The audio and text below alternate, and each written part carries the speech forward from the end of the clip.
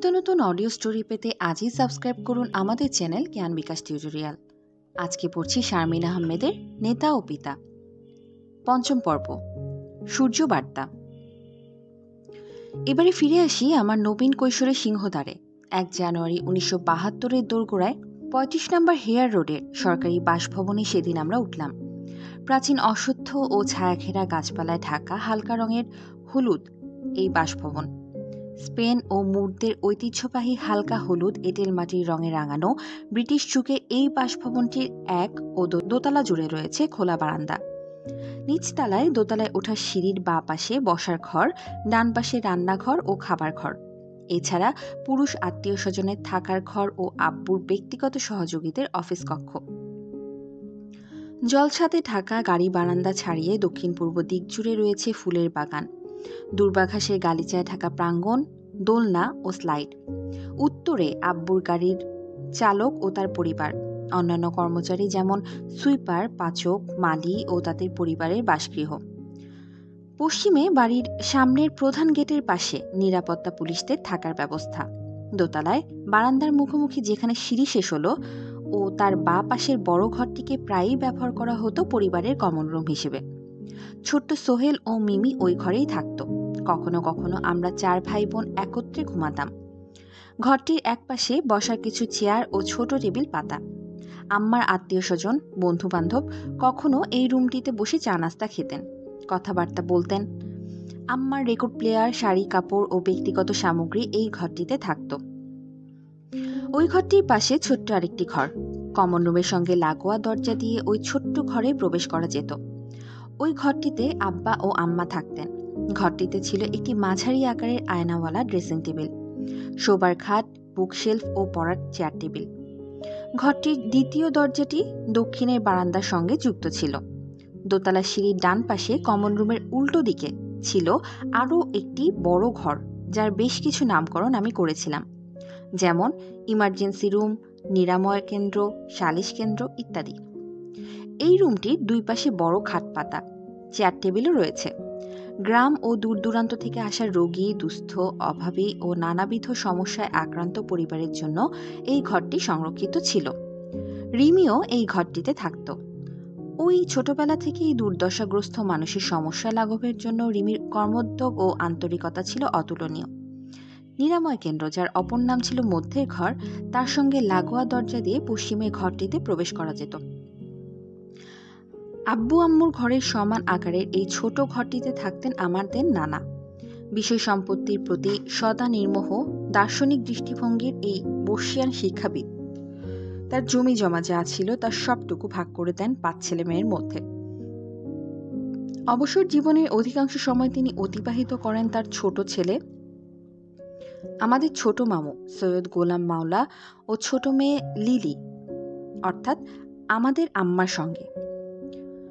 নিরাময় কেন্দ্র মধ্যের ঘরের উত্তর দিকের ঘরটিতে থাকতাম আমি।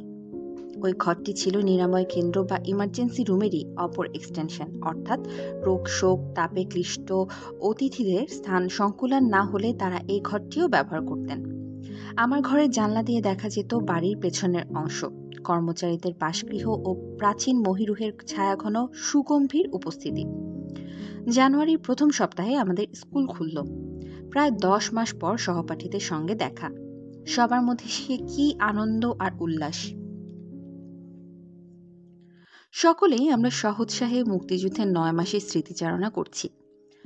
আমার কিছু সহপাঠী ভারত পাকিস্তান বিমান যুদ্ধের বর্ণনা দিল।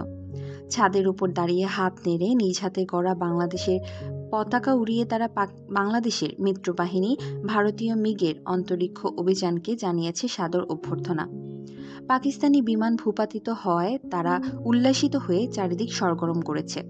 বিমান যুদ্ধের বর্ণনা শুনে মনে হলো, ইস, আমিও যদি সেদিন ওদের সঙ্গে থাকতাম। 1972 সালের 10ই জানুয়ারি জনগণ মন নন্দিত বাঙালির অবিসংবাদিত নেতা, জাতির জনক বঙ্গবন্ধু শেখ মুজিবুর রহমান পাকিস্তানের কারাগার থেকে মুক্ত হয়ে স্বদেশ প্রত্যাবর্তন করলেন। আনন্দে আত্মহারা লক্ষ লক্ষ মানুষের ঢল চারিদিকে। তাদের প্রাণপ্রিয় নেতাকে এক নজর দেখার জন্য তারা ব্যাকুল। নেতা, কর্মী, পরিবৃত্ত বঙ্গবন্ধু উঠলেন খোলা ট্রাকে। লক্ষ লক্ষ মানুষের প্রাণঢালা অভিনন্দনের মাঝ দিয়ে ট্রাকটি ধীর গতিতে চলল রেসকোর্স ময়দানের দিকে। সেখানে তিনি ভাষণ দেবেন। মুজিব কাকুর পাশে আনন্দে উৎপীড়িত আব্বু দাঁড়িয়ে আছেন। হঠাৎ মুজিব কাকু আব্বুর কানের কাছে মুখ নামিয়ে বললেন, তাজউদ্দিন, আমি কিন্তু প্রধানমন্ত্রী হব। 12 জানুয়ারি সন্ধ্যায় আম্মা সহ আমরা বঙ্গভবনে গেলাম। নতুন মন্ত্রিসভার শপথ গ্রহণ অনুষ্ঠানে আব্বু মুজিব কাকুর কাছে প্রধানমন্ত্রীর দায়িত্বভার সমর্পণ করলেন। উদ্দীপ্ত ঝলমলে হাসি ভরা মুখে আব্বু বললেন, আজ আমার জীবনের সবচেয়ে আনন্দের দিন। নেতার অনুপস্থিতি মুজিবনগর সরকারের প্রধানমন্ত্রী হিসেবে মুক্তিযুদ্ধের সঙ্গে জড়িত থেকে দেশকে স্বাধীন করেছি। আবার নেতাকে মুক্ত করে তারই হাতে প্রধানমন্ত্রীর দায়িত্বভার তুলে দিয়ে আমি নিজেকে ধন্য মনে করছি। অন্তত ইতিহাসের পাতায় এক কোণায় আমার নামটা লেখা থাকবে। আম্মার পাশে বসে আব্বুর হাসি ভরা গৌরবদীপ্ত মুখ, মুজিব কাকুর আত্মপ্রত্যয়ী অভিব্যক্তি ও চারিদিকে আনন্দঘন পরিবেশ দেখে সেদিন মনে হয়েছিল আর শঙ্কা নেই, বাংলাদেশের সুদিন বুঝি ফিরে এলো। স্কুল থেকে ফিরে আমাদের সময় কেটে যেত খেলা আর খেলায়। আমাদের বাড়ির পেছনে কর্মচারীদের ছেলে মেয়েদের অনেকের সঙ্গে আমাদের খুব ভাব হয়ে গিয়েছিল। তারাও আমাদের সঙ্গে খেলায় যোগ দিত। খেলার সঙ্গীদের মধ্যে সবচেয়ে তুখর ছিল শাহনাজ, আমারই সমবয়সী। ওর বাবা দিনাজপুরের সাঁওতাল অঞ্চলের অধিবাসী ছিলেন, নাম মংলু। আমরা ডাকতাম মংলু ভাই বলে। দোহারা গড়ন, এক মাথা কোকড়া চুল, নিকোষ কালো রঙের পেশিবহুল পেটানো শরীর, মুখ ভরা বিনম্র হাসি। এই হলো মংলু ভাই। আমার নানা বাড়ি দিনাজপুরের ফুলবাড়িতে কাটিয়েছেন জীবনের বেশ কিছু বছর। পরবর্তী সময়ে বিআরটিসি বাসের মেকানিক হিসেবে চাকরি নেন ঢাকা শহরে। মুক্তিযুদ্ধের সময় সর্বশান্ত মংলু ভাই আব্বুর স্বদেশ প্রত্যাবর্তনের পর তার শরণাপন্ন হন। মগবাজারে মেজ মামু ও ছোট মামুর পাশাপাশি বাড়ি। নানা তখন ছোট মামুর বাড়িতে অবস্থান করছেন। পাকিস্তানি সেনাবাহিনী অপেক্ষাকৃত ভদ্র প্রথম দলটি চলে যাওয়ার পর দ্বিতীয় যে দলটি আসে তারা নানার সাথে রুক্ষ আচরণ শুরু করে। এরই মধ্যে নানা অসুস্থ হয়ে পড়েন এবং হাসপাতালে ভর্তির কারণ দেখিয়ে আমাদের বাসা ত্যাগ করেন। পিজি হাসপাতালে চিকিৎসা গ্রহণের পর তিনি ছোট মামুর বাসায় চলে যান। আব্বু সৈয়দ নজরুল ইসলাম ও আরও জনাপাচেক সহকর্মী সহ স্বদেশ প্রত্যাবর্তনের সন্ধ্যায় তাদের সঙ্গে দেখা করতে গেলেন। ছোট মামু পরিবার সহ মামির বাড়ি বরিশালের উলানিয়া থেকে ঢাকায় ফেরত এসেছেন। মাসখানেক আগে ঘরের সব আসবাবপত্র এমনকি সিলিং ফ্যান পর্যন্ত তাদের অবর্তমানে লুটপাট হয়ে যায়। আব্বুদের জন্য বারান্দায় পাটি পেতে দেওয়া হলো। ছোট মামি মুড়ি ও চা দিয়ে আপ্যায়ন করলেন। সেখানেই মংলু ভাই দেখা করলেন আব্বুর সঙ্গে। 4 নাবালক সন্তান, এক অন্তঃসত্ত্বা কন্যা, নাতনি ও স্ত্রীর ভরণ পোষণের দায়িত্ব মংলু ভাইয়ের কাঁধে, অথচ তিনি তখন সর্বশান্ত। মেয়ের জামাইও নিখোঁজ। পাড়ার মাস্তানরা বিজয়ের দিনের সন্ধ্যায় তাকে ধরে নিয়ে যায়। দিশেহারা মংলু ভাইকে আব্বু সান্ত্বনা দিলেন। আব্বুর উদ্যোগে পরিবারসহ তাদের জন্য হেয়ার রোডের বাসভবনে কর্মচারীদের এলাকায় বসবাসের ব্যবস্থা করা হয়। অর্থনৈতিকভাবে স্বাবলম্বী না হওয়া পর্যন্ত 2 বছরের বেশি মংলু ভাই ও তার পরিবার সেখানেই বসবাস করতেন। খেলতে খেলতে প্রায়ই চলে যেতাম কর্মচারীদের এলাকায়। আব্বুর সরকারি গাড়ির ড্রাইভারের বউটি ছিল ফুটফুটে সুন্দরী কিন্তু দারুণ মুখরা। আমাকে দেখলেই গলার স্বর নামিয়ে ফেলত এবং গুনগুন করে সুইপারের বউয়ের সঙ্গে ঝগড়া চালিয়ে যেত। মংলু ভাইয়ের বেড়া দিয়ে ঘেরা 2টি ঘর পরিপাটি করে রাখা, ছোট উঠানে লাকড়ির চুলা। শাহনাজের মা মরিয়ম বিবি মুর্শিদাবাদের মেয়ে। আমরা সম্বোধন করতাম ভাবি বলে। একহারা গড়ন, গৌরবর্ণের মুখটি জুড়ে মমতার হাসি। ভাবির রান্নার হাত ছিল দারুণ। বিশেষ করে তার হাতের খাসির মগজ ভুনা পছন্দ করতাম বলে প্রায়ই তিনি সেটা আমার জন্য রেঁধে রাখতেন। ওখানে গেলে দেখা হয়ে যেত হুসনা আপার সঙ্গে, শাহনাজের বড় বোন। ছিপছিপে গড়ন, দুধে আলতা বরণ, টানা টানা চোখ। কোমরে তার লুটিয়ে পড়ত মেঘবর্ণের একরাশ ঘন চুল। বয়স বড়জোর 21। ঘরের জানালা দিয়ে উদাস নয়নে তিনি বাইরের দিকে তাকিয়ে থাকতেন। ঝর্ণা ধারার মতো তার চোখ বেয়ে পড়ত জল। ফখরে আলমকে তিনি তখনও খুঁজছেন। 1969 সালের নভেম্বর মাসে হুসনা আপার সঙ্গে ইস্পাহানি কোম্পানির গাড়ির ড্রাইভার অবাঙালি ফখরে আলমের বিয়ে হয়। সোহেলকে নিয়ে 7 মাসের অন্তঃসত্ত্বা আম্মা ও আমরা 3 বোন সেই বিয়ের অনুষ্ঠানে যোগ দিয়েছিলাম। সেই সময় জনপ্রিয় ছায়াছবি 7 ভাই চম্পার নায়িকা কবরীর এক সুখীর ভূমিকায় অবতীর্ণ হয়ে হুসনা আপা অনেকের নজর কেড়েছিল। বিয়ের পর তার অভিনয়ে ছেদ পড়ে। ঘর সংসার নিয়ে হুসনা আপা ব্যস্ত হয়ে পড়েন। প্রথম কন্যা সন্তান শাহানার জন্মের পর শিশু শাহানা ও ফখরে আলমকে আমাদের বাসায় বেড়াতে নিয়ে আসেন, সঙ্গে বক্স ভরা মিষ্টি। সেই নম্রভাষী নির্বিরোধী ফখরে আলমকে তাদের মগবাজারের ইস্পাহানির কোয়ার্টার থেকে বিজয় দিবসের দিন সন্ধ্যা 6টায় মুক্তিযোদ্ধা নামধারী পাড়ার কিছু মাস্তান যুবক অস্ত্রের মুখে ধরে নিয়ে যায়। তার অপরাধ, তিনি অবাঙালি, বিহারি। পুত্র সন্তান শাহ আলমকে নিয়ে অন্তঃসত্ত্বা হুসনা আপা অনুনয় করে বলে, আমি বাঙালি, ফখরে আলমে নির্বিরোধী মানুষ, তাকে মারবেন না। অস্ত্রধারীরা আশ্বাস দেয়, আমরা আলমকে মারব না, ছেড়ে দেব। রাত 2টায় ওই মাস্তান দলের একজন ফোন করে জানায় তারা ফখরে আলমকে মধ্যরাতে ছেড়ে দিয়েছে, কিন্তু বাড়ি ফেরার পথে মগবাজার শাহ সাহেব বাড়ির মাজারের কাছ থেকে অন্য দল তাকে তুলে নিয়ে গিয়েছে। পরদিন দ্বিতীয় দলের অপর এক ব্যক্তি ফোন করে জানালো যে ফখরে আলমকে হত্যা করে তার লাশ খালে ফেলে দেয়া হয়েছে।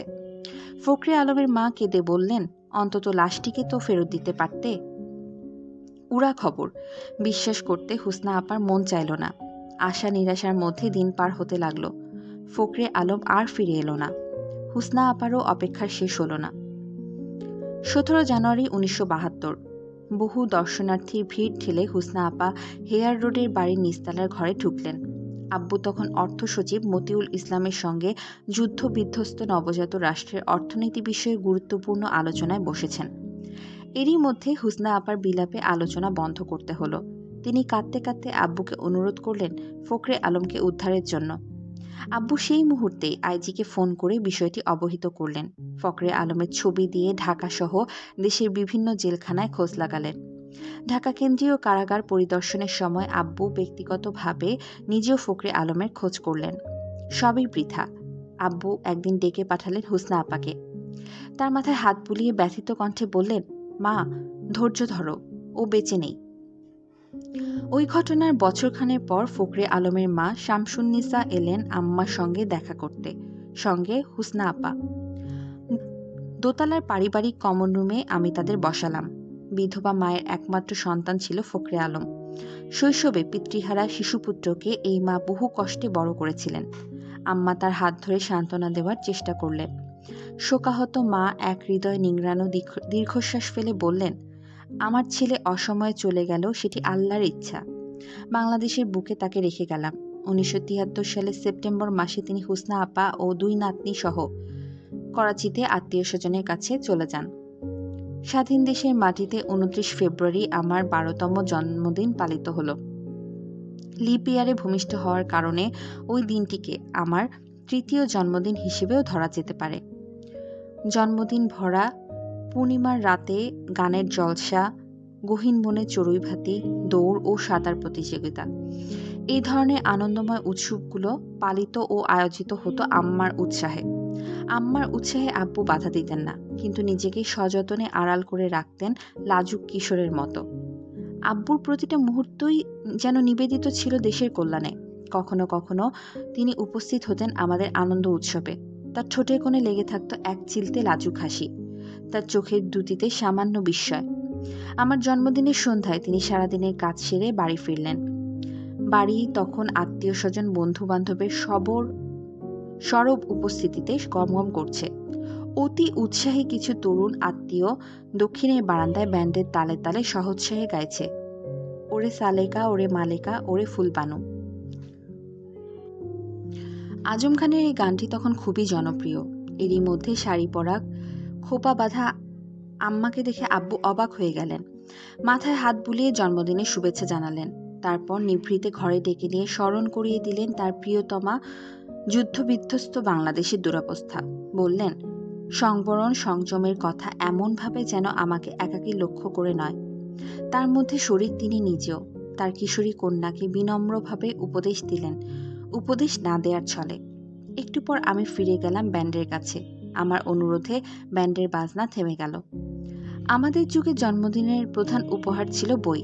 তরুণ রাজনীতিক আ.স.ম. আব্দুর রব তার উপহার দেওয়া সুকান্ত সমগ্রের পাতায় লিখলেন, আমি বাংলাদেশে পৃথিবী দেখতে চাই, তোমরা তা বাস্তবে দেখো। রবি ঠাকুরের গল্পগুচ্ছের পাতায় লিখলেন, রিপি, আজ তোমার জন্মদিন, কারো মৃত্যুদিন, বড় হয়ে মনে রেখো।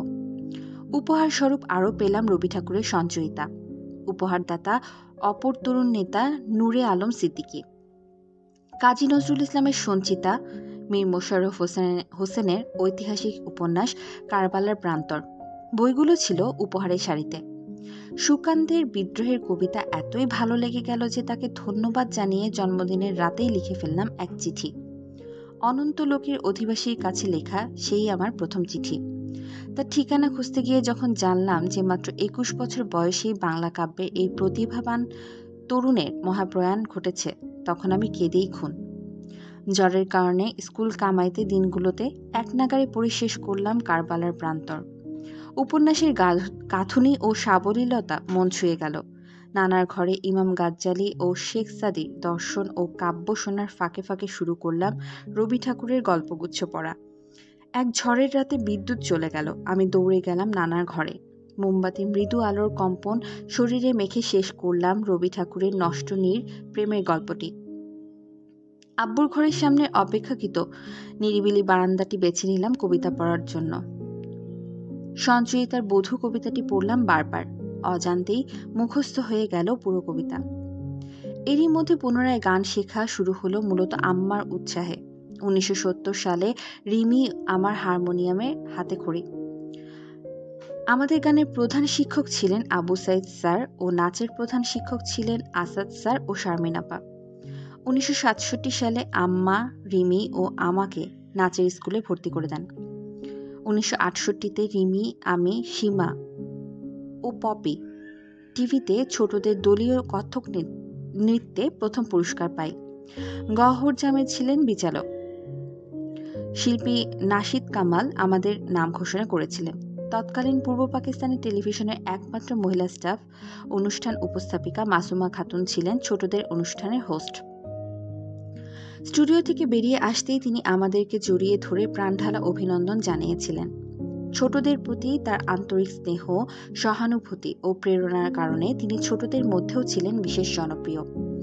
এবারে আবু সাইদ স্যারের উৎসাহে তার অন্যান্য ছাত্রছাত্রীর সঙ্গে স্বাধীন বাংলাদেশের টিভিতে রিমি ও আমি গাইলাম বসন্ত বরণের গান। সাকিনা সারোয়ার ছিলেন সেই অনুষ্ঠানের প্রযোজক। ছুটির দিনে পালা করে আমরা হারমোনিয়ামে তুলতাম ভৈরবী, পূরবী রাগের ঝঙ্কার। পরবর্তী শিক্ষক পি.সি. গোমেজ শেখালেন আরও কিছু হিন্দুস্তানি রাগ রাগিনী এবং আমাদের প্রিয় বেশ কিছু রবীন্দ্রসঙ্গীত। আব্বুর ঘরের সামনের বারান্দাটি আমার খুব পছন্দের ছিল। ওই বারান্দা থেকে দেখা যেত প্রাচীন গাছপালায় ঘেরা আমাদের খেলার মাঠ, দোলনা, স্লাইড, ব্যাডমিন্টনের কোর্ট ও অজস্র ফুলের সমারোহ। আগ্রহ ভরে আম্মাকে একদিন হারমোনিয়ামে সদ্য তোলা চাঁদের হাসি বাদ ভেঙেছে গানটি গেয়ে শোনালাম। আম্মা তন্ময় হয়ে গানটি শুনলেন। তখন ঘন সন্ধ্যা। আব্বু অফিস থেকে বাড়ি ফিরলেন। আম্মার নির্দেশে আবারও আব্বুকে গানটি গেয়ে শোনালাম।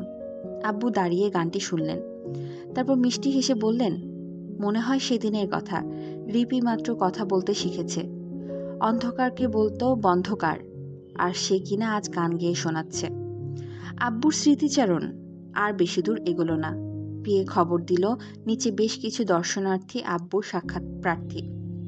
আব্বুর সবচেয়ে ছোট বোন আমাদের বুলবুল ফুপুর বড় মেয়ে রেখা আপা প্রায় সব ধরনের খেলাতেই ছিলেন সমান পারদর্শী। সাইকেল চালানোতে ছিলেন বিশেষ পটু। তিনি যত্নের সঙ্গে রিমি ও আমাকে সাইকেল চালানো শেখালেন। ছোট কোনো লেডিস বাইক নয়, একেবারে বড়দের উঁচু কালো রডওয়ালা সাইকেল। বারবার আছাড় খেতে খেতে যখন সাইকেল চালানো অভ্যাস করছি, তখন হঠাৎই আব্বু আমাকে দেখে ফেললেন। সঙ্গে কালীগঞ্জ থেকে নির্বাচিত আওয়ামী লীগের সাংসদ ময়েজউদ্দিন আহমেদ ও সাভারের সাংসদ আনোয়ার জং সাহেব। তাদের বিদায় দিতে আব্বু নিস্তালার অফিস কক্ষে গাড়ি বারান্দায় এসেছেন। তখন সন্ধ্যা হয়। আমাকে সাইকেল চালাতে দেখে ময়েজউদ্দিন সাহেব আগ্রহ ভরে এগিয়ে এসে বললেন, মা, তোমার সাইকেলটা একটু চালাতে পারি?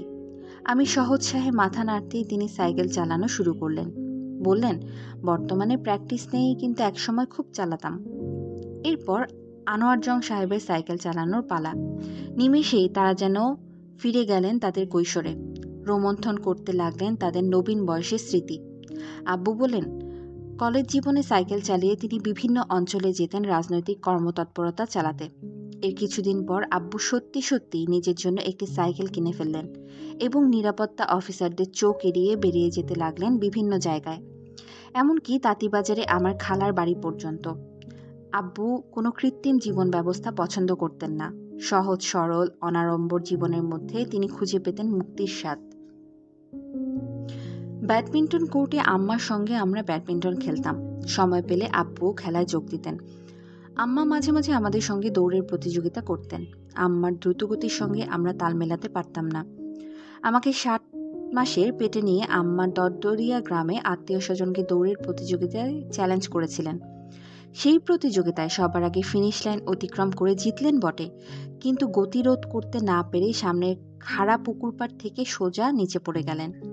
পড়তে পড়তে আম্মা তাৎক্ষণিকভাবে দুটো হাঁটু একত্র করে বুকের কাছে নিয়ে ঝুপ করে পড়লেন পুকুর পাড়ের নরম কাদার ওপর। সেখান থেকে এক সাঁতার দিয়ে উঠলেন পুকুরের অপর পাড়ে। এই হলেন আম্মা।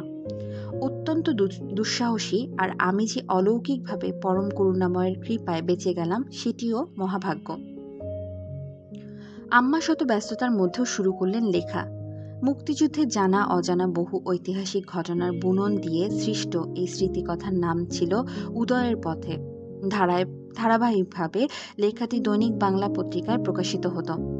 আম্মার চমৎকার লেখার হাত এবং স্মৃতিকথার ঐতিহাসিক গুরুত্ব ও প্রাসঙ্গিকতার কারণে উদয়ের পথে জনপ্রিয়তা লাভ করে।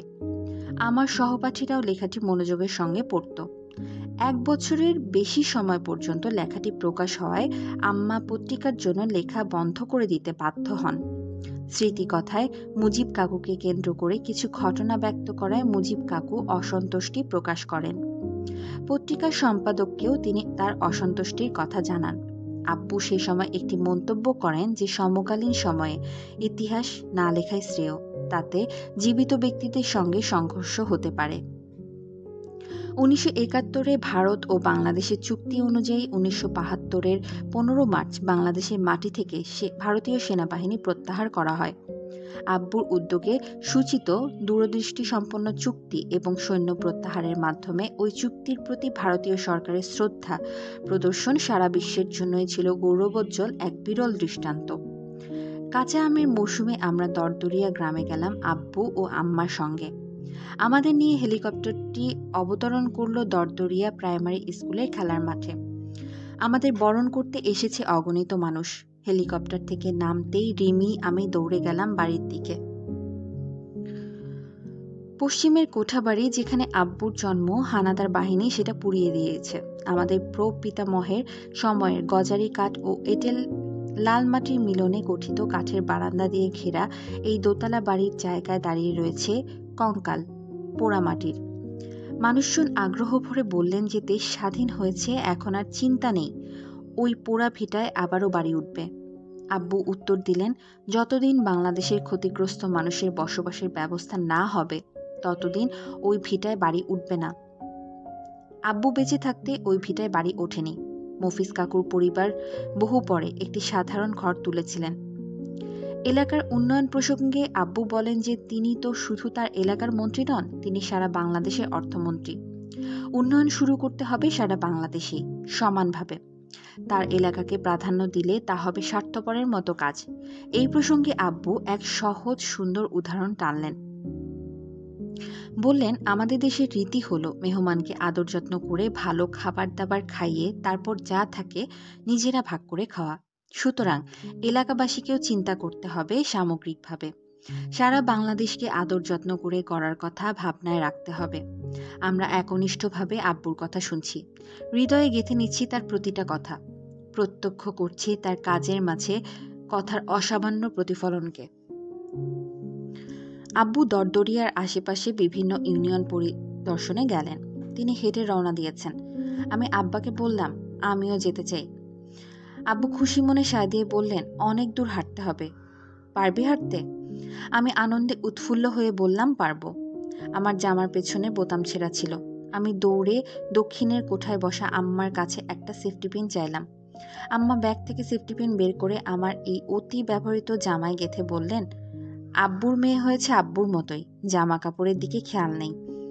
আম্মার কথা শেষ না হতেই আমি দৌড় দিলাম আব্বুর দিকে। আব্বু তখন ঘন গজারি বনের পাশে বিস্তীর্ণ ধানক্ষেতের আইলের উপর দিয়ে রওনা হয়েছে এলাকা দর্শনে। আব্বুর স্মরণশক্তি ছিল অতুলনীয়। তিনি এলাকাবাসীর প্রায় সকলের নাম, ধাম এবং হাড়ির খবর রাখতেন। প্রতিটি গাছপালা, লতাগুল্মের সঙ্গেও তিনি ছিলেন পরিচিত। এরপর আব্বুর সফর সঙ্গী হলাম ময়মনসিংহের কিশোরগঞ্জে। নভেম্বরে আম্মা ও সব ভাই বোন সহ আব্বুর সঙ্গে চট্টগ্রামের কক্সবাজার, রাঙামাটি সহ আশেপাশের এলাকাগুলো ঘুরলাম। এটি ছিল আব্বুর সাংগঠনিক সফর সহ প্রাথমিক শিক্ষকদের সম্মেলনে যোগদান এবং আমাদের প্রথম সমুদ্র দেখার অভিজ্ঞতা। আব্বু কাজে চলে যেতেন এবং আমরা সারাদিন ও সন্ধ্যা পর্যন্ত সমুদ্র সৈকতে ঝিনুক কুড়াতাম। সমুদ্রের ঢেউয়ের সঙ্গে লুটোপুটি খেলতাম। 2 বছর 10 মাসের ছোট্ট সোহেলকে নিয়ে একদিন বেরিয়ে পড়লাম সার্কিট হাউসের আশেপাশে টিলাময় অঞ্চলগুলো ঘুরে দেখার জন্য। ছোট ছোট টিলায় করা পাহাড়ি অঞ্চল, তার মধ্যে দিয়ে মেঠো পথ। সোহেলের হাত ধরে আঁকাবাঁকা মেঠো পথ দিয়ে একটু একটু করে উঠছি। নিচু হয়ে উড়ে যাওয়া বিশাল ডানার গাংচিল দেখে সোহেল উৎফুল্ল। জনশূন্য এই পাহাড়ি পথে মাঝে মাঝে ঘাস ফড়িংয়ের আনাগোনায় মৃদু গুঞ্জন উঠছে। এরই মধ্যে উল্টো দিক থেকে হেঁটে আসা এক ব্যক্তি আমাদের 2 ভাই বোনকে দেখে থমকে দাঁড়ালেন। পরনে লুঙ্গি, মাথায় টুপি, গাল ভরা কাঁচা পাকা দাড়ি। আমাদের নামধাম জিজ্ঞেস করলেন। বাংলাদেশি রীতি অনুযায়ী তার জিজ্ঞেস করা কার ছেলে মেয়ে, কোথায় বাড়ি, কেন এখানে এসেছি পর্যন্ত গড়ালো। আব্বুর নাম শুনতেই তিনি যেন আনন্দে দিশেহারা হয়ে গেলেন। অনুনয় করলেন তার বাড়িতে যেন দুদণ্ড বসে যাই। বেশি দূরে না, এই কাছেই তার বাড়ি। গ্রামের মানুষের কাছে কম করেও মাইলখানিকের হাঁটা পথ। সূর্য তখন একটু একটু করে মধ্য গগনে প্রবেশ করছে। সোহেলকে তিনি কোলে তুলতে চাইলেন, কিন্তু সোহেল কিছুতেই যাবে না। অগত্যা সোহেলকে কাঁধে নিয়ে আমি রওনা দিলাম আগন্তুকের সঙ্গে। সোহেল ও আমি যেদিকে হাঁটা দিয়েছিলাম, তিনি তার গন্তব্য বদলে সেদিকেই হাঁটা দিলেন। চড়াই উতরাই পেরিয়ে তার বাড়িতে পৌঁছালাম। অতি সাধারণ শন ও মাটির বাড়ি। আমাদের যত্ন করে বারান্দায় রাখা পিঁড়িতে বসতে দিলেন। এরপর চিৎকার করে সারা বাড়ি ও আশেপাশের বাড়ির লোকজনদেরকে একত্র করে ফেললেন। সকলেরই উৎসুক দৃষ্টি আমাদের দিকে তাকিয়ে আছে, যেন আমরা সদ্য মঙ্গল গ্রহ থেকে আবির্ভূত হয়েছি। গাছের ডালপালা দিয়ে বানানো বেড়ার সঙ্গে বাঁধা এক দুধেলা ছাগল, সেও ফ্যালফ্যাল করে আমাদের দিকে তাকিয়ে রয়েছে। ওকে দেখে সিমির কথা মনে হলো।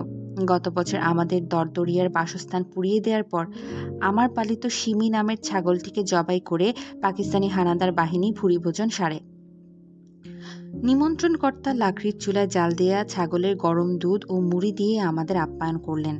ছাগলের দুধ সোহেলের মুখের কাছে ধরতেই সে ভ্যা ভ্যা করে কেঁদে ফেলল। ছাগলের দুধের কড়া গন্ধের সঙ্গে সে অভ্যস্ত নয়। গৃহকর্তা দুঃখ পাবেন বলে ছাগলের দুধে 2 চুমুক দিয়ে মুড়ি খাওয়া শুরু করলাম। তিনি হাসির দীপ্তি ছড়িয়ে আমাদের দেখিয়ে আশেপাশে জড়ো হওয়া লোকজনকে কিঞ্চিত আঞ্চলিক ভাষায় বললেন, এনারা আমাদের মেজবান হয়েছেন, আমাদের বড় ভাগ্য। বাংলাদেশের সাধারণ মানুষের কত কম চাহিদা, কত অল্পতেই তারা সন্তুষ্ট। অতিথি পরায়ণতাতেও তাদের তুলনা হয় না। সেই সময়টাও অপেক্ষাকৃত কত সহজ আর স্বাভাবিক ছিল। অনায়াসেই কেমন বিশ্বাস করে আমরা ছোট 2 ভাই বোন চলে গেলাম এক অপরিচিতের সঙ্গে। কক্সবাজারে আব্বুর কাজ শেষ হওয়ার পর আমরা হেলিকপ্টারে করে রাঙামাটিতে পৌঁছালাম। খরস্রোতা নদী ও উঁচু নিচু পাহাড়ের আলিঙ্গনে ঘেরা রাঙামাটির অপূর্ব সৌন্দর্যে আমরা মুগ্ধ হয়ে গেলাম। পার্বত্য চট্টগ্রাম আওয়ামী লীগের সেক্রেটারি শামসুল আলমের মেয়ে ইয়াসমিনের সঙ্গে আমাদের খুব ভাব হয়ে গেল। তার মাধ্যমে উপজাতি মেয়েদের সঙ্গেও ভাব হলো। পূরবী মুদসুদ্দি নামের এক উপজাতি মেয়ের সঙ্গে বেশ কবছর চিঠিপত্রের মাধ্যমে যোগাযোগ ছিল। রাঙামাটি গার্লস স্কুলের ছাত্রীরা আব্বুকে সাংস্কৃতিক অনুষ্ঠানের মাধ্যমে সংবর্ধনা দিল। উপজাতিদের বাসনৃত্য দেখার অভিজ্ঞতা সেই প্রথম। প্রতিটি সভাতেই আব্বুর মূল বক্তব্য ছিল একতাবদ্ধ হয়ে দেশ গড়ার আহ্বান। লক্ষ্য করতাম শিশু ও কিশোরদের জন্য তার বিশেষ মমতা। কচিকাঁচার মেলা, স্কাউট সম্মেলন, শিশুদের চিত্রকলার প্রতিযোগিতা ইত্যাদি অনুষ্ঠানগুলোতে তিনি যেতেন বিশেষ আগ্রহ সহকারে। অর্থ ও পরিকল্পনা মন্ত্রণালয়ের গুরুদায়িত্ব পালনের মধ্যেও তার সজাগ দৃষ্টি ছিল তারুণ্যের সুষ্ঠু বিকাশ। তিনি বলতেন, স্বাধীন দেশের মানুষের মতোই এদেশের শিশুরাও চিন্তার স্বাধীনতা পাবে। আমাদের বড়দেরই শিশুদের সুপ্ত প্রতিভা বিকাশের অনুকূল পরিবেশ সৃষ্টি করতে হবে। কেবল ছোটরাই যে বড়দের কাছ থেকে শিক্ষা গ্রহণ করবে তা নয়, ছোটদের কাছ থেকেও বড়দের অনেক কিছু শিক্ষণীয় আছে। প্রাথমিক শিক্ষকদের জাতীয় সম্মেলনে প্রধান অতিথির ভাষণ দিতে গিয়ে আব্বু বলেন, রাষ্ট্রের জাতি গঠনে প্রাথমিক শিক্ষকদের গুরুত্বপূর্ণ ভূমিকা পালন করতে হবে। সন্তানের পিতাই কেবল একক দায়িত্বের অধিকারী হতে পারে না। একটি শিশুকে যিনি প্রাথমিক জ্ঞান শিক্ষা দিয়ে মানুষ করে তোলেন, তার দান কোনো অংশেই কম নয়। কক্সবাজার, ঢাকা, মুন্সিগঞ্জ সহ বাংলাদেশের বিভিন্ন অঞ্চলে তিনি জোর গলায় বক্তব্য রেখেছিলেন গণমুখী শিক্ষা ব্যবস্থা প্রবর্তনের জন্য। শিক্ষা কি তা ব্যাখ্যা করতে গিয়ে তিনি বলতেন, পারিপার্শ্বিকতাকে উপলব্ধি করার নামই হলো শিক্ষা। শিক্ষার অবিচ্ছিন্ন অংশ হিসেবে নৈতিক চরিত্র গঠনের বিষয়টিও তিনি ছাত্রছাত্রীদেরকে মনে করিয়ে দিতেন। আব্বুর সঙ্গে আমরা যাচ্ছি বিভিন্ন অনুষ্ঠানে। আমাদের ক্ষুদ্র পৃথিবী দ্রুত প্রসারিত হচ্ছে নিত্য নতুন অভিজ্ঞতা ও শিক্ষা সংস্পর্শে এসে। 1972 সালে আমি দৈনিক ইত্তেফাক পত্রিকার কচিকাঁচার আসরের সদস্য হলাম। সদস্য সংখ্যা 40,274। বিজয় দিবস সংখ্যার জন্য একটি লেখা পাঠালাম। নাম মা। সত্য ঘটনা অবলম্বনে রচিত এক শহীদ মুক্তিযোদ্ধা ও তার মার কাহিনী। লেখাটি কোনো কপি ছাড়াই সরাসরি পোস্টে পাঠিয়ে দিলাম কচিকাঁচার আসরের শ্রদ্ধাভাজন পরিচালক রোকনুজ্জামান খান ওরফে দাদাভাই বরাবর। লেখাটি ছাপা হবে কিনা সে বিষয়ে ছিল সংশয়। একদিন মা যখন প্রকাশিত হলো, তখন আমার আনন্দ দেখে কে। পত্রিকায় প্রকাশিত আমার জীবনের প্রথম গল্প সেটি। আব্বু অফিস থেকে ঘরে ফেরার পর আম্মা লেখাটি দেখালেন। আব্বু খুব খুশি হয়ে তার অভ্যাস মতো মাথায় হাত বুলিয়ে দিয়ে বললেন, এই সেদিনের রিপি কবে লেখিকা হয়ে গেল। আব্বুর বন্ধু আরহাম সিদ্দিকী কাকু সে সময় উপস্থিত ছিলেন। তিনি আম্মাকে লক্ষ্য করে হেসে বললেন, হবে না কেন, মাও যে লেখিকা। আম্মার লেখা উদয়ের পথে তখন ধারাবাহিকভাবে দৈনিক বাংলায় বের হচ্ছে। ওই একই বছরে আমার সহপাঠী সুলতানা বেগম মুন্নি পরিবার সহ সিলেটে চলে যায়। ক্লাসের সবাই মিলে আমরা ওর জন্য এক ফেয়ারওয়েল অনুষ্ঠানের ব্যবস্থা করি। কোনো কারণে অনুষ্ঠানের দিন ধার্য হয় স্কুলের দিন। স্থান আমাদের হেয়ার রোডের বাসভবন। গাছের নিচে পিকনিক, গান, কবিতার মধ্যে দিয়ে পুরো দিন আমাদের আনন্দে কেটে গেল। ওদিকে ক্লাস নিতে গিয়ে খালেক স্যার ও মনীষীদের চক্ষু স্থির। প্রায় 40 জন ছাত্রীর মধ্যে থেকে হাতে গোনা 2-3 জন মাত্র উপস্থিত। বাকি সবাই মুন্নির ফেয়ারওয়েল অনুষ্ঠানে। প্রথম বাংলাদেশ সরকার গঠনের ঠিক 1 বছর প্রথম পূর্তির দিন জাতীয় সংসদে আওয়ামী লীগ মন্ত্রিসভার সদস্য সমাজ কল্যাণ প্রতিমন্ত্রী প্রয়াত বেগম নূরজাহান মুর্শিদ প্রশ্ন করেন, মাননীয় সভাপতি সাহেব, গত 26 মার্চ 1971 তারিখে বঙ্গবন্ধু স্বাধীনতা ঘোষণা করেছিলেন, সে সম্বন্ধে আমি জানতে চাই। বঙ্গবন্ধু তার দীর্ঘ বক্তব্যের এক অংশে স্বাধীনতা ঘোষণা প্রসঙ্গে সেদিন বলেন, আমি ওয়্যারলেসে চট্টগ্রামে জানালাম বাংলাদেশ আজ থেকে স্বাধীন ও সার্বভৌম রাষ্ট্র। এই খবর প্রত্যেককে পৌঁছিয়ে দেয়া হোক, প্রতিটি থানায়, মহকুমায়, জেলায় প্রতিরোধ সংগ্রাম গড়ে উঠতে পারে। সেজন্য প্রয়োজনীয় নির্দেশিকাও তিনি দিয়েছিলেন। এই ব্যাপারে আত্মসচেতন হতে হবে। দেশবাসী জানে 1 তারিখে দেশের বিভিন্ন জায়গায় প্রতিরোধ আন্দোলন শুরু হয়েছিল। সেটা হওয়ার উপর থেকে হয় নাই। যদি কোনো নির্দেশ না থাকতো, তবে কেমন করে একই সময় একই মুহূর্তে সব জায়গায় সংগ্রাম শুরু হলো? বঙ্গবন্ধুর 25 মার্চ গত 26 মার্চের শুরুতে স্বাধীনতা ঘোষণা করলেও পরবর্তীতে স্বাধীনতার প্রথম ঘোষক কে তা নিয়ে বহু বিতর্কের সৃষ্টি হয়। বঙ্গবন্ধু স্বাধীনতার ঘোষণাটি তার দলের নেতৃবৃন্দ, বিশেষ করে যারা তার ঘনিষ্ঠ সহযোগী, তাদেরকে দিয়ে না যাওয়াতে যে ফাঁক সৃষ্টি হয়, তারই ফলে এই বিতর্কের সৃষ্টি হয়। এই বিতর্কে অধিকাংশ ক্ষেত্রে সত্যের অন্বেষার চাইতে ব্যক্তিস্বার্থ প্রাধান্য পায়। বিএনপি সরকার প্রয়াত রাষ্ট্রপতি জিয়াউর রহমানকে স্বাধীনতার প্রথম ঘোষক হিসেবে ইতিহাসে প্রতিষ্ঠিত করতে সচেষ্ট হয়। যদিও জিয়াউর রহমান বেঁচে থাকতে এই দাবি করেননি। 2009 সালে আওয়ামী লীগ সরকারের আমলে সুপ্রিম কোর্টের হাইকোর্ট বিভাগের প্রদত্ত রায়ে ডক্টর এম.এ. সালাম বনাম বাংলাদেশ সরকারের পক্ষে মন্ত্রিপরিষদ সচিব ও অন্যান্য স্বীকৃত হয় যে 1971 সালের 26 মার্চ বঙ্গবন্ধু স্বাধীনতার ঘোষণা দেয়, যা তৎকালীন ইপিআরের ট্রান্সমিটার, টেলিগ্রাম ও টেলিপ্রিন্টারের মাধ্যমে বাংলাদেশের সব জায়গায় প্রচারিত হয়। বঙ্গবন্ধু স্বাধীনতা ঘোষণার সাথে জড়িত বা সে সম্পর্কে যারা আলোকপাত করতে পারবেন তাদের অনেকেই বেঁচে নেই বা ইতিহাসে তাদের স্থান হয়নি। তার দলের নেতৃবৃন্দ ওনাকে স্বাধীনতার ঘোষক রাজি করাতে না পারলেও বঙ্গবন্ধু যে গোপনে স্বাধীনতার ঘোষণার প্রস্তুতি নিয়েছিলেন তার প্রমাণ হল শহীদ ইঞ্জিনিয়ার নুরুল হককে তিনি ট্রান্সমিটার জোগাড় করতে বলেছিলেন। বঙ্গবন্ধুর নির্দেশ অনুযায়ী তিনি খুলনা থেকে ট্রান্সমিটার এনেছিলেন এবং ব্যারিস্টার আমিরুল ইসলামের কাছ থেকে সেই বিষয়টি উল্লেখ করেছিলেন 25 মার্চ মধ্যাহ্নে। পাকিস্তান আর্মি 29 মার্চ সকালে নুরুল হককে তার মহাখালীর ওয়্যারলেস কলোনির বাসভবন হতে চিরতরে তুলে নিয়ে যায়। তারা তার পুরো বাড়ি সার্চ করে ট্রান্সমিটারের সন্ধানে। ওদিকে 25 মার্চ রাত 12টার দিকে বঙ্গবন্ধুর বাসভবনে একটি গুরুত্বপূর্ণ টেলিফোন আসে।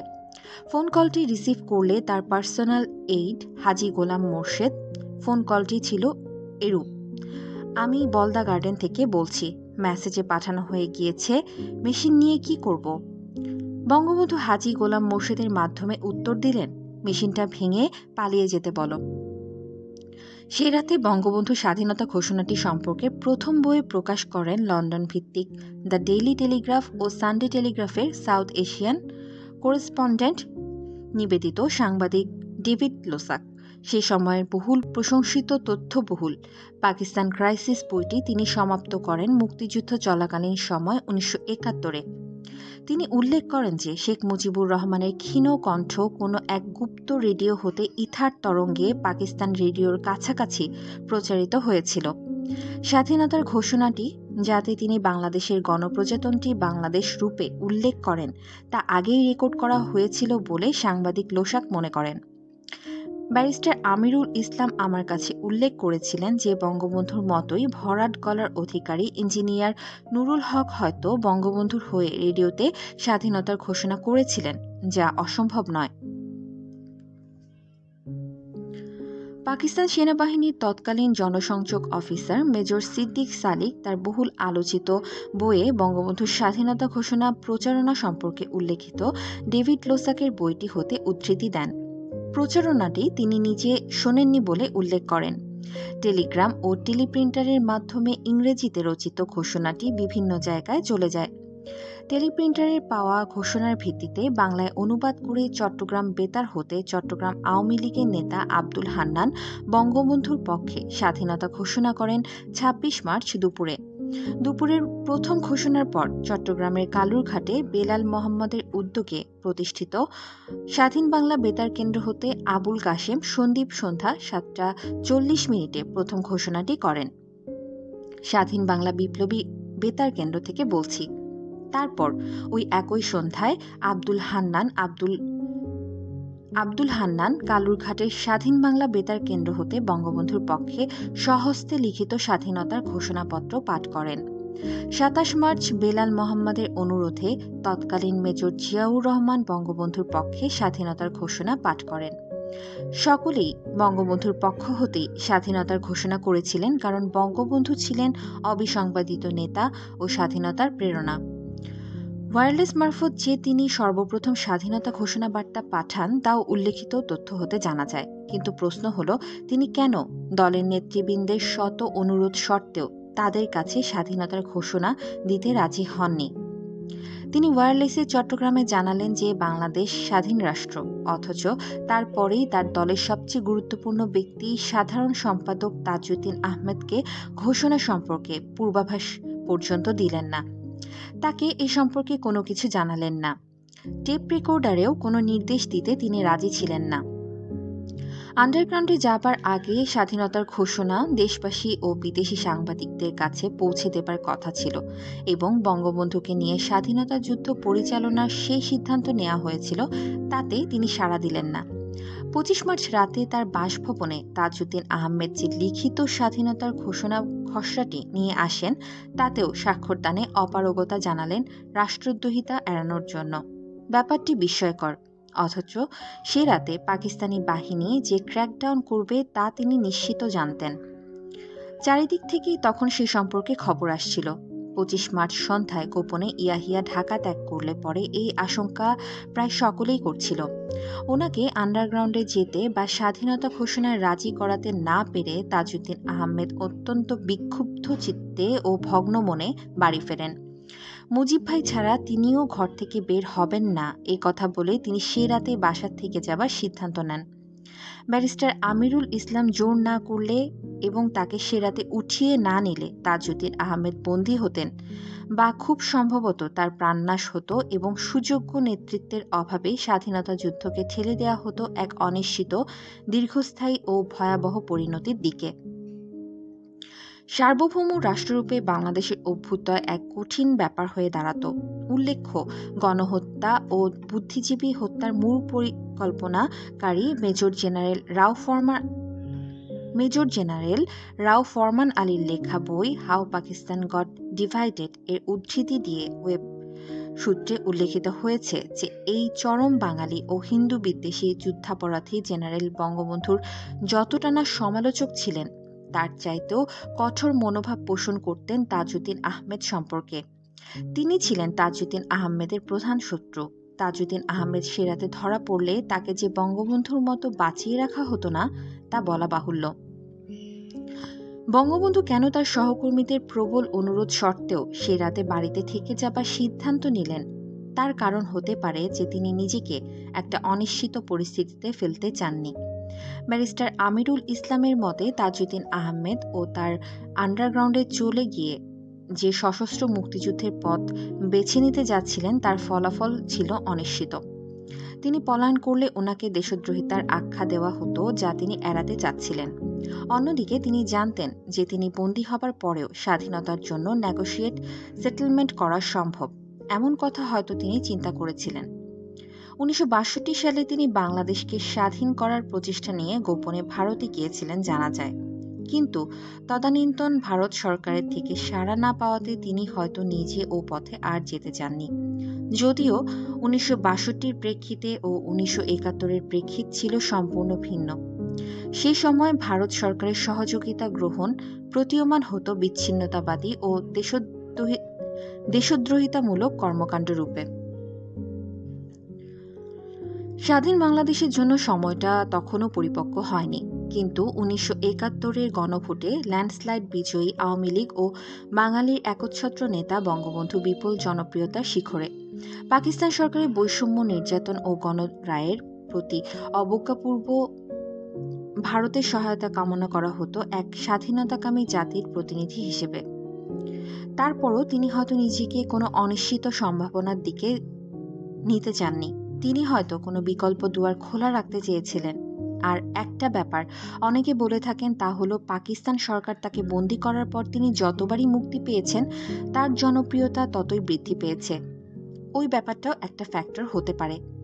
বঙ্গবন্ধু কেন গোপনে দলের বাইরে এবং তার নিকটতম এবং আস্থাভাজন সহকর্মীদের এড়িয়ে বিভিন্ন মাধ্যম দিয়ে স্বাধীনতার ঘোষণা পাঠালেন, তার অন্য কারণ হতে পারে যে তিনি স্বাধীনতা ঘোষণার সাথে সরাসরি কোনো সংযোগ রাখতে চাননি।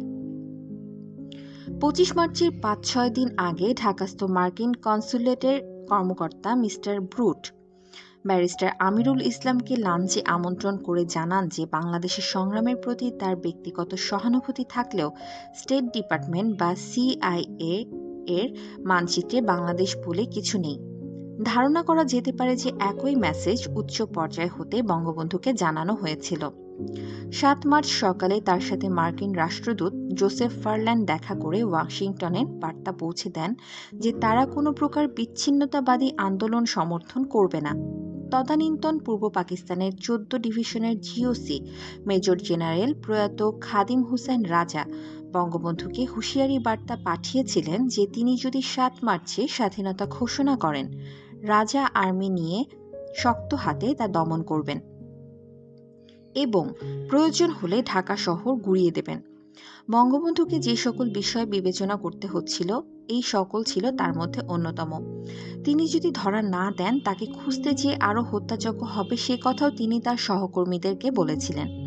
আবার ওনাকে হয়তো এই আশ্বাস দেওয়া হয়েছিল যে তিনি ধরা দিলে ওনাকে এবং তার পরিবারকে হত্যা করা হবে না।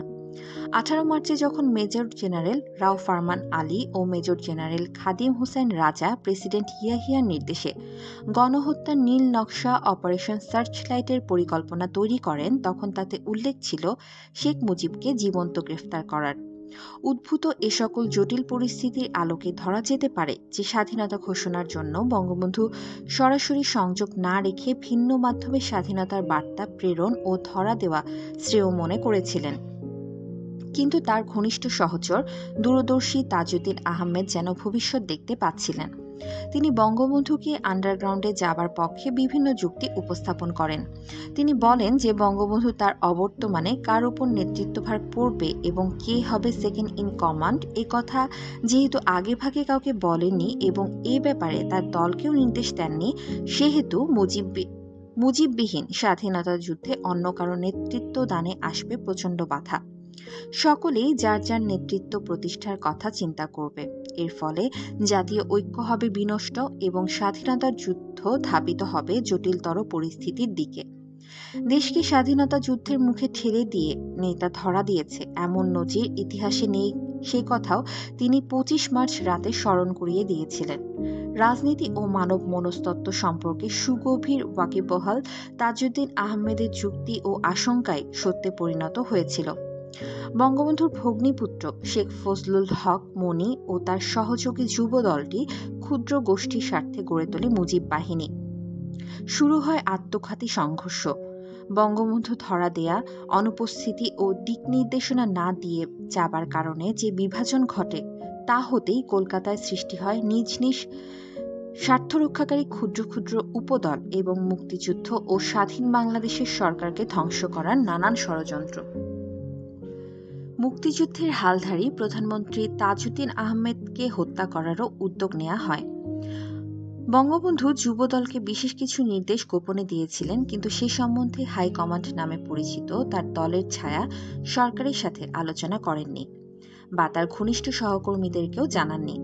ব্যারিস্টার আমিরুল ইসলাম এই সম্বন্ধে বলেন যে সীমান্ত পাড়ি দিয়ে তারা যখন কলকাতায় পৌঁছালেন, তখন তাজউদ্দিন আহমেদ ওনাকে বলেছিলেন যে 1971-এর মার্চ মাসে তাজউদ্দিন আহমেদ যখন বঙ্গবন্ধুর সাথে দেখা করার জন্য তার ঘরে ঢুকেছেন, তখন তিনি শুনতে পান যে বঙ্গবন্ধু যুব ছাত্র নেতা শেখ মনি, সিরাজুল আলম খান, তোফায়েল আহমেদ প্রমুখকে বিভিন্ন নির্দেশ দিচ্ছেন।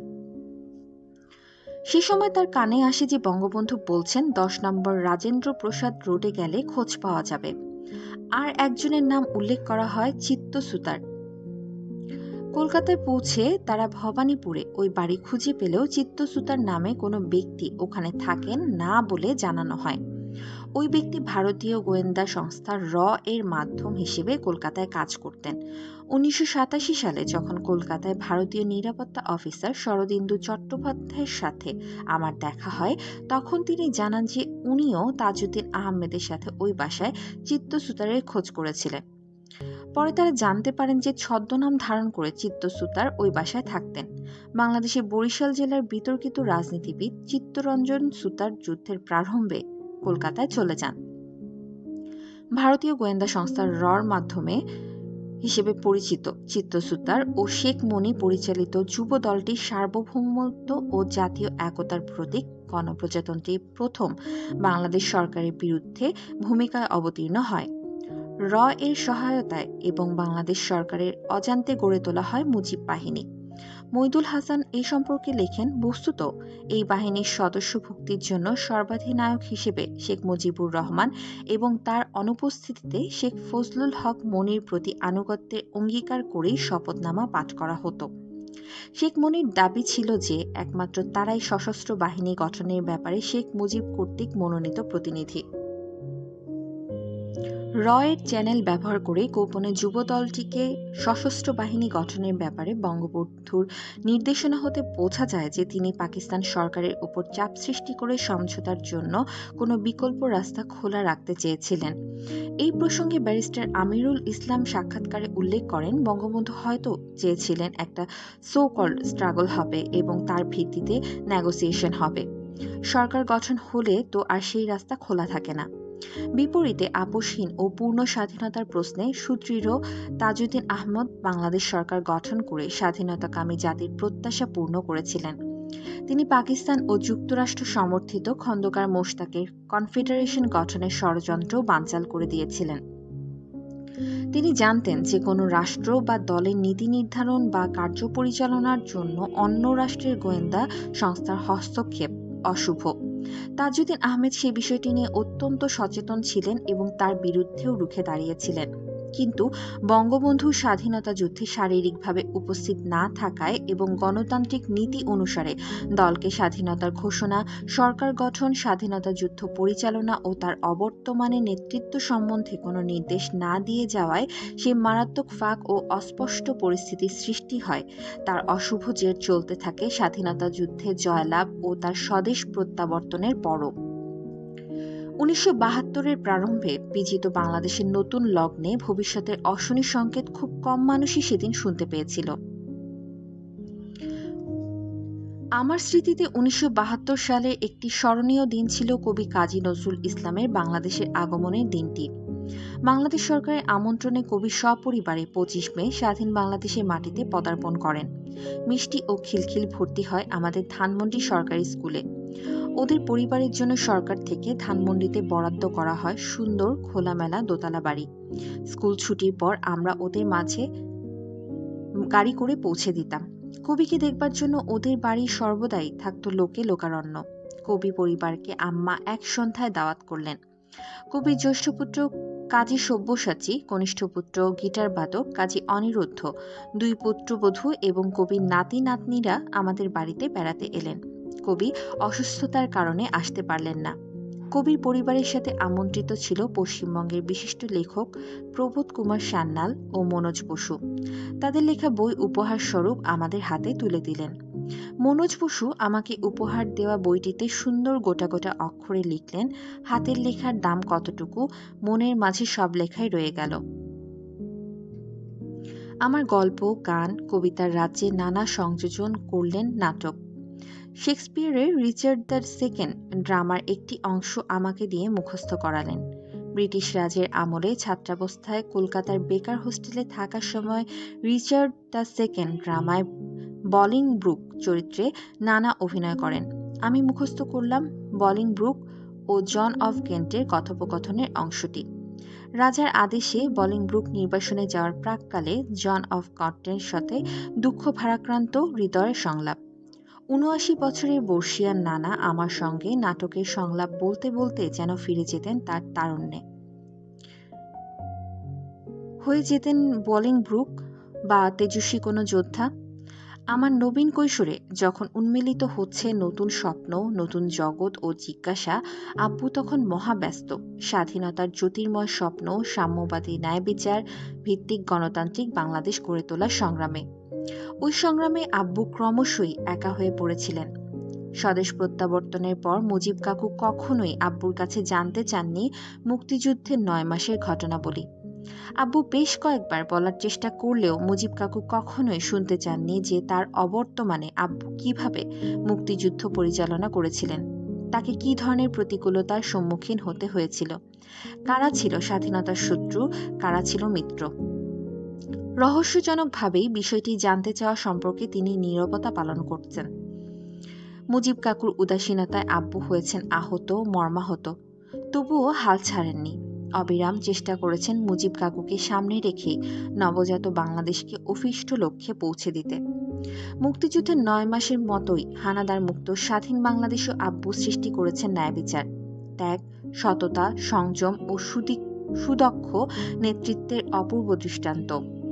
দেশ ও জাতির কল্যাণে তিনি বিলীন করেছেন ব্যক্তিস্বার্থ বা অন্ধক্ষোভ। ৭১-এর মার্চ মাসের এক কালো রাতে শরণার্থী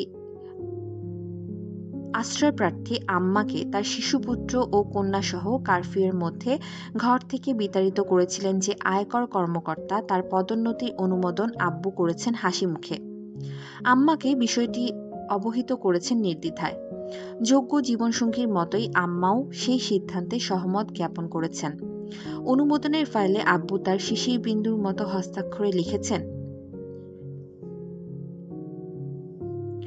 আমি তার এসিআরগুলো দেখলাম, চাকরি জীবনের রেকর্ড অনুযায়ী তার পদোন্নতি পাওয়া উচিত।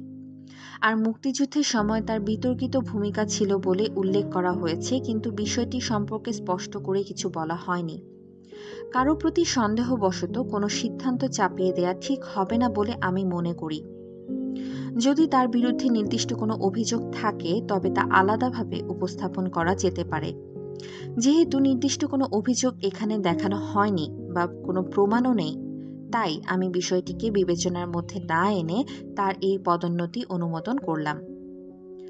আইনের শাসনের প্রতি শ্রদ্ধাশীল আব্বু চেয়েছিলেন যে যুদ্ধাপরাধী পাকিস্তান সেনাদের বিচার হোক আন্তর্জাতিক আইন অনুসারে। যুদ্ধাপরাধী যদি বাঙালি হয়ে থাকে তাহলে তাকে নাগরিকত্ব থেকে বিচ্যুত না করে বিচার যেন হয় দেশের মাটিতে ও বাংলাদেশের আইন অনুযায়ী। পাকিস্তানের পক্ষ অবলম্বনকারী AZM শামসুল আলম, যিনি 6 দফা ও মুক্তিযুদ্ধের বিরুদ্ধে প্রচুর লেখালেখি করেছিলেন, ওয়াশিংটনে ট্রেনিংয়ে থাকার সময় তার নাগরিকত্ব বাতিল হয়ে যায়।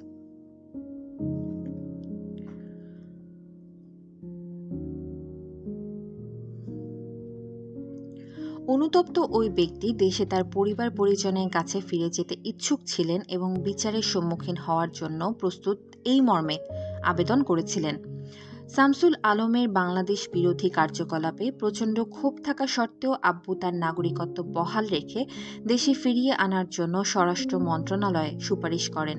তারপর রাষ্ট্র যদি মনে করে তার বিচার করা উচিত তাহলে তার বিচার হবে বলে মত প্রকাশ করেন। বিষয়টিকে তিনি সরাসরি স্বরাষ্ট্রমন্ত্রী আব্দুল মান্নানের বরাত দিয়ে মুজিব কাকুর কাছে উত্থাপন করেন। কদিন পর মুজিব কাকু আব্বুকে তার অফিসে ফোন করেন। বিষয় শামসুল আলমের নাগরিকত্ব বাতিল সম্পর্কে আব্বুর মতামত। আব্বু মুজিব কাকুকে বলেন, মুজিব ভাই, এই বিষয়ে আপনার সঙ্গে আমার কিছু কথা বলার ছিল। আজকে শামসুল আলমের দরখাস্তের কারণে বলার সুযোগ হলো। প্রথম কথা, আমাদের কোনো অধিকার নেই যে মানুষটা বাংলাদেশে জন্মেছে তাকে দেশের নাগরিকত্ব থেকে বহিষ্কার করার। এটা অন্যায়। যত তাড়াতাড়ি সম্ভব এই অন্যায় সিদ্ধান্তকে পরিবর্তন করা উচিত।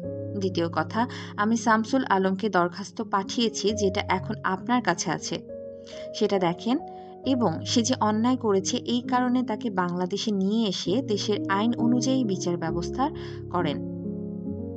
আব্বুর যুক্তি ছিল যে দ্বিতীয় বিশ্বযুদ্ধের সময় জার্মান যুদ্ধাপরাধীদের নাগরিকত্ব বাতিল করা হয়নি, জার্মান নাগরিক হিসেবেই তাদের সমুচিত বিচার হয়েছে। মুজিব কাকুকে তিনি বললেন, গোলাম আজমকে দেশে ফিরিয়ে আনতে হবে। এইসব লোক বিদেশে থাকলে তাদের শাস্তি তো হলো না, এই দেশের মানুষ তো জানতেই পারল না যে তারা কি জঘন্য অপরাধ করেছিল আমাদের মুক্তিযুদ্ধের সময়। সুতরাং দেশে তাদের আসতে হবে, দেশে ফিরে আসার পর তাদের বিচার করতে হবে এবং বিচারে যে শাস্তি হবে সেই শাস্তি তাদের দেয়া হবে। যদি কেউ বেকসুর খালাস পায় সেটা সে পাবে। ব্যক্তিগত ক্ষোভ, ঘৃণা ও বিদ্বেষের ঊর্ধ্বে আইনের শাসনের প্রতি আব্বুর গভীর শ্রদ্ধা এবং নিজ জীবনের প্রতিটি ক্ষেত্রে আইনের শাসন ও ন্যায় বিচারের প্রয়োগ বাংলাদেশের রাজনীতিতে আব্বুকে এক অনন্য ব্যক্তিত্বে পরিণত করেছিল। ওই একই কারণে তাকে পদে পদে প্রচণ্ড বাধার সম্মুখীনও হতে হয়েছিল। বাধা এসেছিল মূলত তার নিজ দলের উচ্চ পর্যায়ের ক্ষমতাধর ব্যক্তিবর্গের কাছ থেকেই। তাদের সামন্ততান্ত্রিক চিন্তাধারা ও স্বৈরাচারী কার্যকলাপ নবজাত বাংলাদেশের প্রগতির পথে হয়ে দাঁড়িয়েছিল পর্বত সমান অন্তরায়। 1972 সালের শুরুতে সারা বাংলাদেশে শিশু খাদ্যের সংকট দেখা দেয়। আম্মা তখন মহিলা পরিষদের vice president, Begum Sufia Kamal president. নারীর আর্থসামাজিক উন্নয়নের লক্ষ্যে গঠিত অরাজনৈতিক বেসরকারি সংগঠন মহিলা পরিষদ ওই জাতীয় সংকট উত্তরণের জন্য বলিষ্ঠ ভূমিকা পালন করে।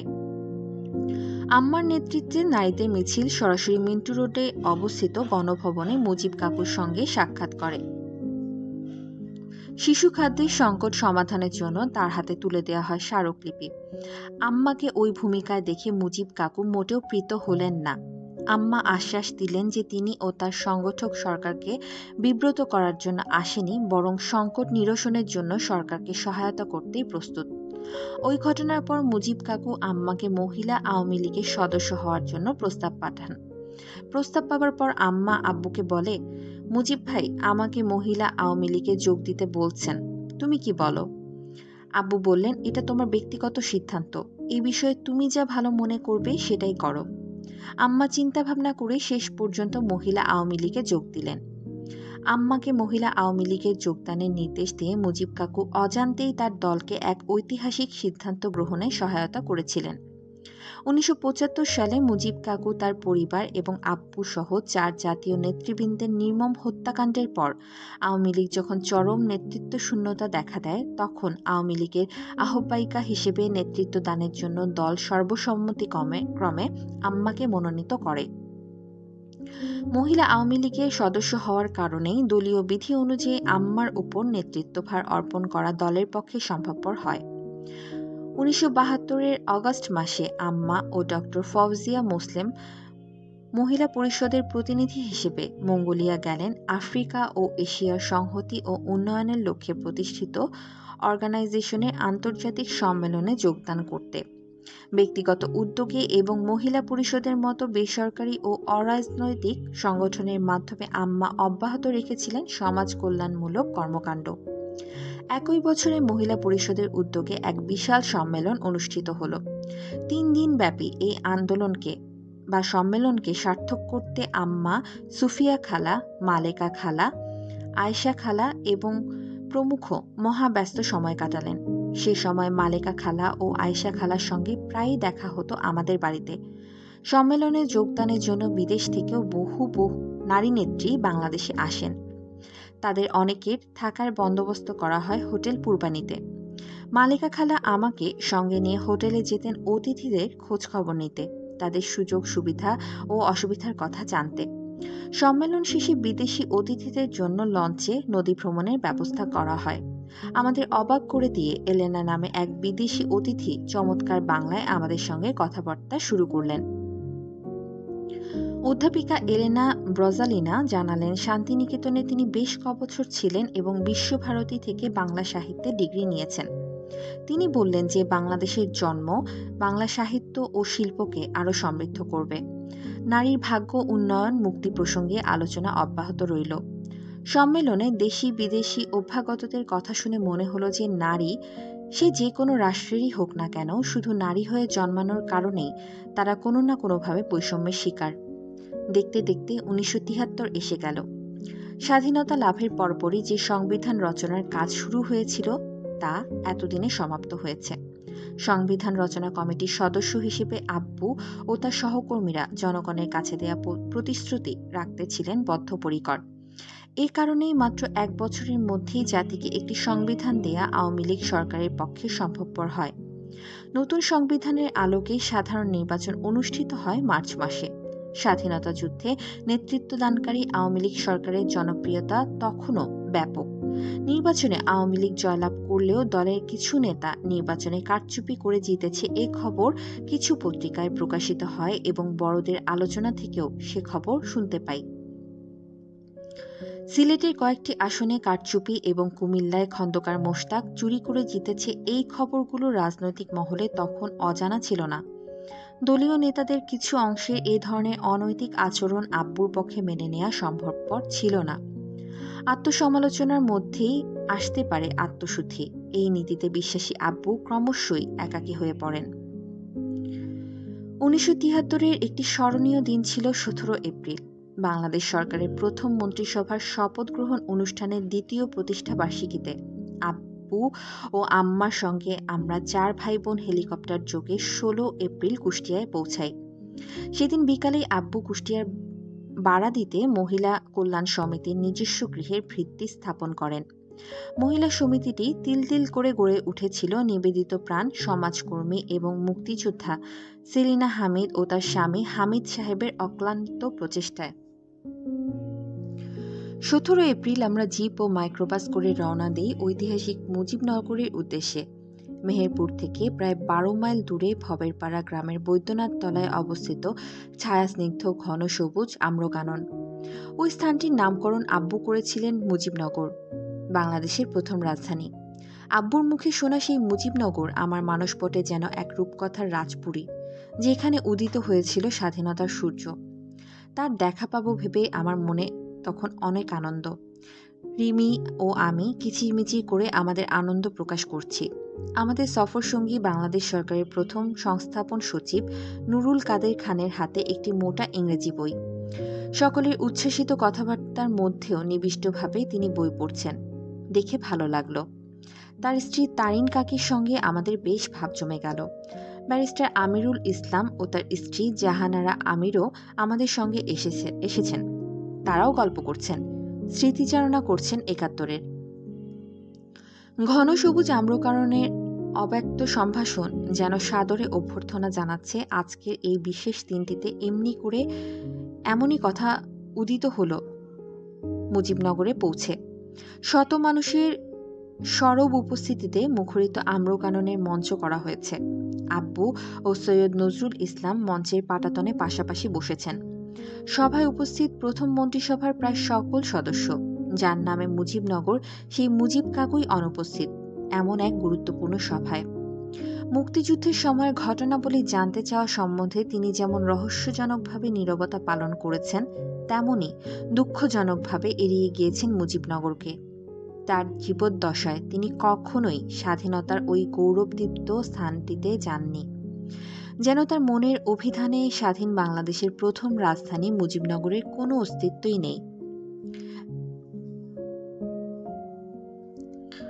পাকিস্তানি জঙ্গি হামলা ও বোমাবর্ষণ থেকে দূরে এবং নিরাপত্তার খাতিরে কলকাতার তৎকালীন ৮ নম্বর থিয়েটার রোডে স্থানান্তরিত হয়েছিল প্রথম বাংলাদেশ সরকারের প্রশাসনিক কার্যালয় এবং রাজধানী মুজিবনগর। আন্তর্জাতিক সমর্থন আদায়ের জন্য কূটনৈতিক আদান প্রদান, মুক্তিযোদ্ধাদের প্রশিক্ষণ, দেশ রক্ষার নীতি প্রয়োগ, স্বাধীন বাংলাদেশের উপযোগী অর্থনৈতিক, বাণিজ্য, সমাজ কল্যাণ প্রভৃতি অঙ্গ সংগঠনগুলো গড়ে তোলা সহ সমগ্র স্বাধীনতা যুদ্ধ পরিচালিত হয়েছিল এই ৮ নম্বর থিয়েটার রোড থেকেই। আব্বু এই কার্যালয়ে দিবানিশি যাপন করেছেন এবং একাগ্র স্বাধীনতায় মুক্তিযুদ্ধকে সাফল্যমণ্ডিত করেছেন। দেশ স্বাধীন হওয়ার পর ভারতীয় সরকার বেশ কবারই জানতে চেয়েছিল যে বাংলাদেশ সরকার ৮ নম্বর থিয়েটার রোডকে সংরক্ষণ করবে কি না। ভবনটি তখনও ভারতীয় সরকারের মালিকানাধীন ছিল, কিন্তু এই বিষয়ে মুজিব কাকুর অনাগ্রহ, অনীহা ও নিরুত্তাপ মনোভাবের কারণে বাংলাদেশের গৌরবময় ওই ঐতিহাসিক স্থানটি আর সংরক্ষিত হয়নি। বহুকাল পরে ১৯৮৭ সালে শিশুপুত্র তাজ ও মিম্মকে সঙ্গে করে আবারও প্রবেশ করেছি ৮ নম্বর থিয়েটার রোডে তথা মুজিবনগরে। প্রাচীন গাছের প্রহারায় আংশিকভাবে ঢাকা প্রথম বাংলাদেশের সরকারের প্রাণকেন্দ্র এই পুরাতন ভবনটি ততদিনে পরিণত হয়েছে বেসরকারি প্রতিষ্ঠান অরবিন্দ আশ্রমে। সড়কটির নামও বদলে গিয়েছে, নতুন নাম শেক্সপিয়ার সরণি। অরবিন্দ আশ্রমের একজন বর্ষিয়ান পরিচালক আমার পরিচয় পেয়ে অতি সাদরে পুরো ভবনটি আমাদের ঘুরে দেখালেন। আব্বুর ব্যবহৃত অফিস কক্ষে প্রবেশ করে অপরিচিত জিনিসপত্র, ফার্নিচারের ভেতরেই যেন আমি খুঁজতে থাকলাম এক পরম পরিচিত মানুষের স্পর্শ। যেন সময়কে বন্দী করে আমি প্রবেশ করলাম এক অনন্য ইতিহাসের মর্মস্থলে। ভবিষ্যৎ প্রজন্মের জন্য এবং ঐতিহাসিক প্রয়োজনে ৮ নম্বর থিয়েটার রোডকে জাদুঘর হিসেবে সংরক্ষণ করা যেত।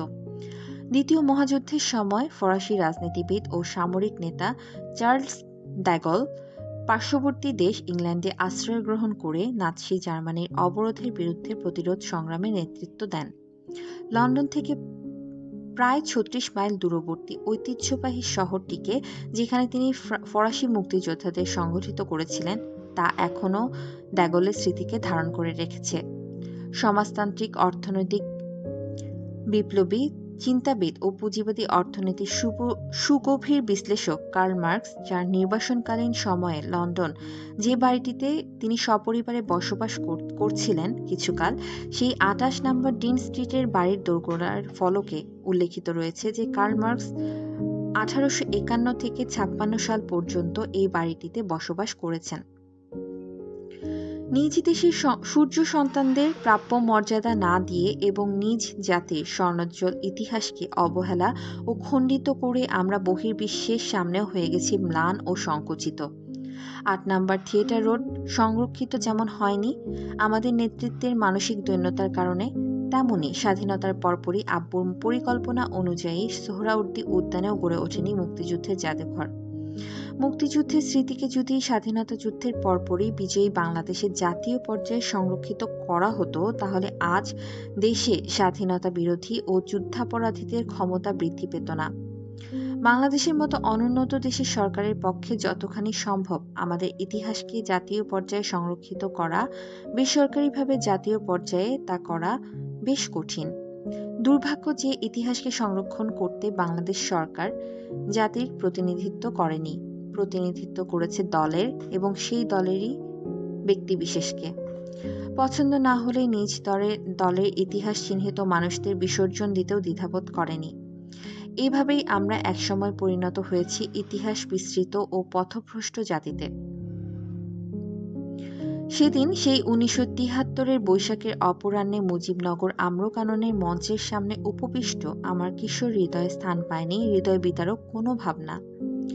আমি সেই স্বর্ণালী সময়ে ইতিহাসকে স্পর্শ করেছি ইতিহাস প্রমাণ মানুষদের সান্নিধ্যে এসে, ইতিহাসকে সংরক্ষিত করেছি হৃদয়ের মণিকোঠায়।